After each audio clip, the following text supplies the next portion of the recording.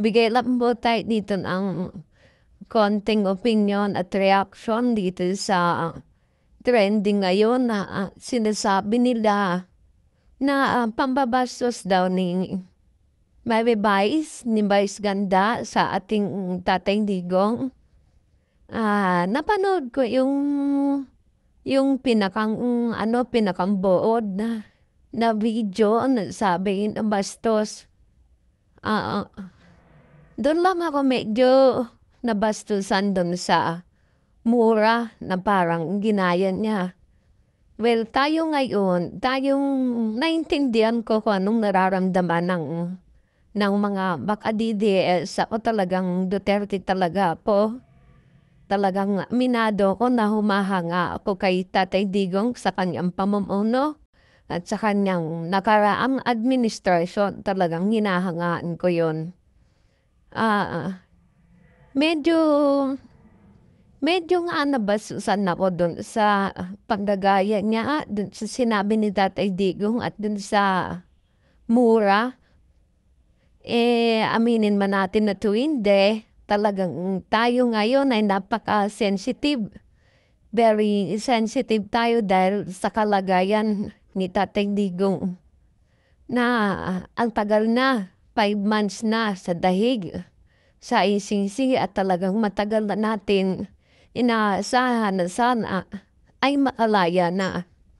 Ngayon, yung ginawang joke na yun ni Vice Ganda, talagang medyo sumapol kasi bukod dun sa edad sumapol sa puso natin kasi bukod dun sa edad ni Tatay Digong, di ba, 80 years old na siya.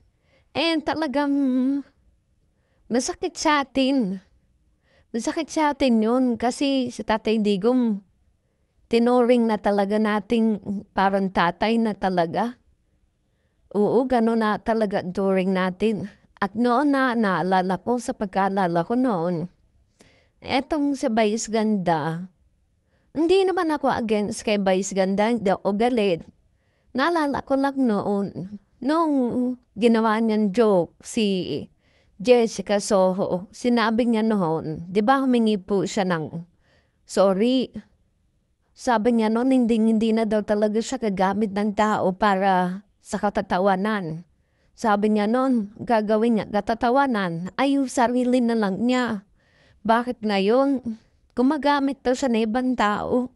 Dapat yung ibang na lang, huwag na siya gumamit ng mga tao na alam niya naman na masasaktan. Kasi iba talaga dating ni. Yung para sumapon sa puso mo, may kulot, ganun. Kaya yung iba talaga mga tadi-DS na katulad ko, nasaktan. Kaya ngayon yung kanyang page, naging 20 million na yun, and bumaba ng 19 million. Check ko ulit mamaya kung bumaba pa ulit. Pero siguro sana lang may Vice, hindi naman ako galit.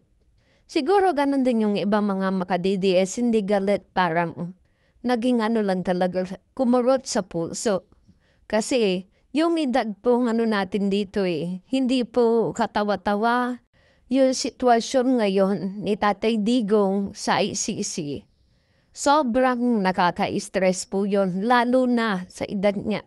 Yun man lang po sana naisip ni Meme Vice. Yun lang.